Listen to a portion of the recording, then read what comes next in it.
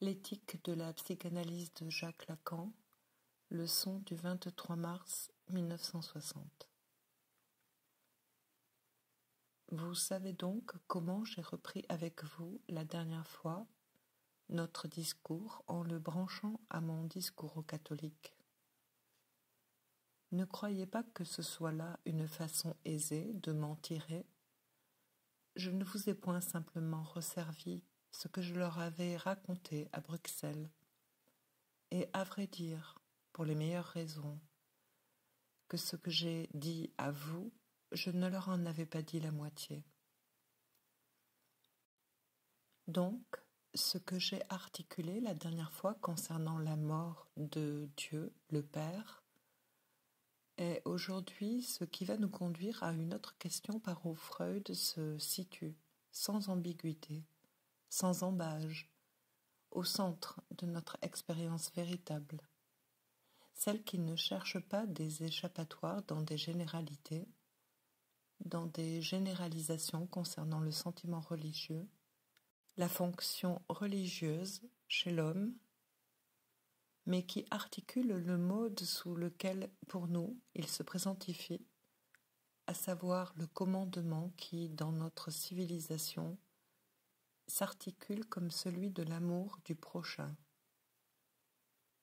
Il est très certain que Freud s'affronte pleinement au commandement qui s'articule ainsi, et que si vous voulez bien lire le malaise dans la civilisation, vous verrez que c'est de là qu'il part, c'est contre cela qu'il reste, et c'est là-dessus qu'il termine.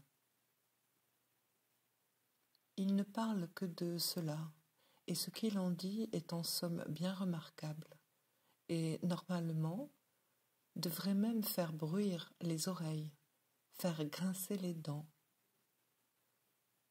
Mais non, chose curieuse. Il suffit qu'un texte soit imprimé depuis un certain temps pour qu'il semble laisser s'évaporer cette sorte de vertige effectivement précaire qui s'appelle la vertu du sens. Je vais donc aujourd'hui essayer de vous raviver le sens de ces lignes.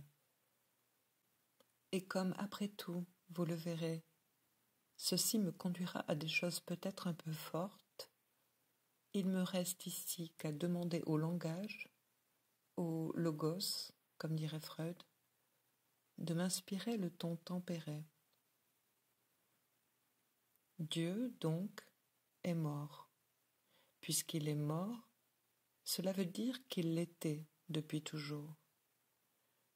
Et ce que je vous ai expliqué la dernière fois, la substance de la doctrine de Freud en cette matière, c'est ce mythe exprimé dans Totem et Tabou, que c'est justement parce qu'il est mort et mort depuis toujours, qu'un message a pu être articulé au travers, au-delà de toutes les croyances qui le faisaient, ce Dieu, apparaître toujours vivant, ressuscité, surgir du vide laissé par sa mort, et ceci en des dieux pullulants, en des dieux vraiment non contradictoires dont Freud nous désigne dans la terre d'Égypte le lieu élu de cette pullulation.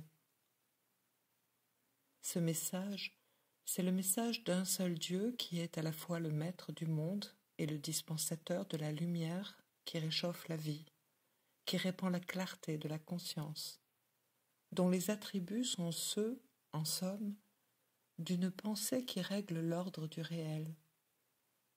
C'est le Dieu d'Akhénaton, c'est le Dieu du message secret que le peuple juif véhicule, pour autant que sur Moïse, il a reproduit la mort, le meurtre archaïque du Père. Voilà ce que nous explique Freud. Quel est le Dieu auquel est adressé ce sentiment rare, exceptionnel, qui n'est point à la portée de tous, qui s'appelle la mort intellectualis Dei. Freud en parle. Il sait aussi que cet amour-là de Dieu, s'il est venu à s'articuler de ci, de là, dans la pensée d'homme exceptionnel, d'un certain polisseur de lunettes qui vivait en Hollande, de Spinoza, Ce n'est pas ça qui est d'une grande importance. Aussi bien le fait qu'un tel amor intellectualis Dei soit venu chez tel ou tel et chez certains dans son expression mûre, n'empêchait pas qu'à la même époque ne s'élevât le style, le pouvoir et l'architecture de ce Versailles, qui nous prouvait que le colosse de Daniel, avec ses pieds d'argile, était toujours, comme il est encore, toujours debout, quoique 100 fois écroulé. Sans doute, une science s'est élevée sur cette fragile croyance, celle même en somme qui s'exprime dans les termes toujours repris à un horizon de notre visée, que tout le réel est rationnel et que tout le rationnel est réel. Chose curieuse, si cette science, peut-on dire, en a fait quelque usage, elle n'en reste pas moins fort bien servie, fort bien vue aussi dans le service du colosse.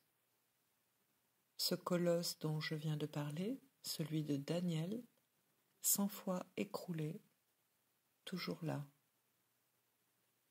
Le culte d'amour que tel solitaire, qu'il s'appelle Spinoza ou Freud, peut prendre à ce Dieu du message, n'a absolument rien à faire avec le Dieu des croyants.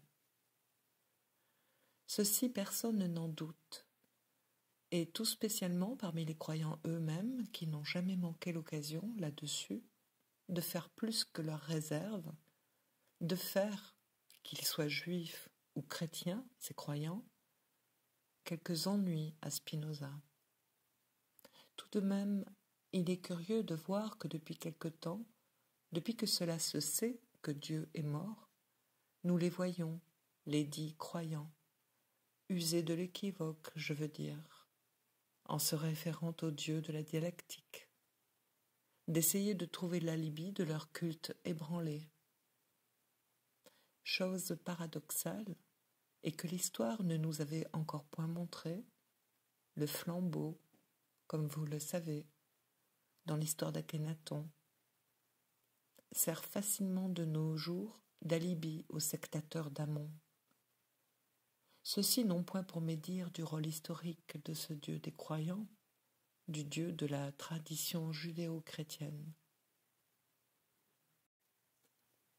Que ce fût dans sa tradition que ce fût conservé le message du Dieu d'Akhénaton, cela valait bien la peine après tout que l'on confondît le Moïse égyptien avec le Médianite, celui dont la chose, celle qui parle dans le buisson ardent, celui qui, sans se faire le seul Dieu, remarquez-le, s'affirme quand même comme un Dieu à part.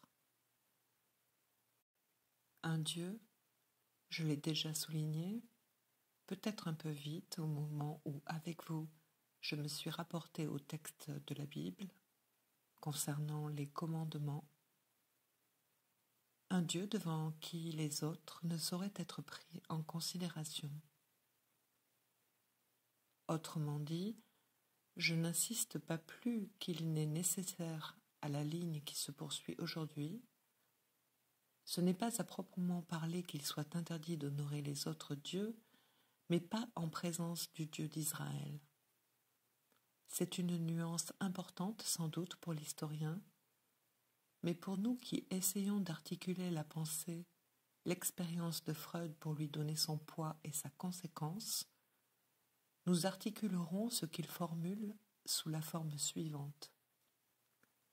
Ce Dieu symptôme, ce Dieu totem autant que tabou, mérite certes que nous nous arrêtions à cette prétention d'être mythe pour autant qu'il fût le véhicule du Dieu de vérité, que par lui, par son biais, put venir au jour la vérité sur Dieu, c'est-à-dire que Dieu ait été réellement tué par les hommes, et de faire que la chose fût reproduite, par là même rachetant le meurtre primitif du Père. La vérité trouva sa voie par celui que l'Écriture appelle sans doute le Verbe, mais aussi le Fils de l'homme, avouant ainsi la nature humaine du Père.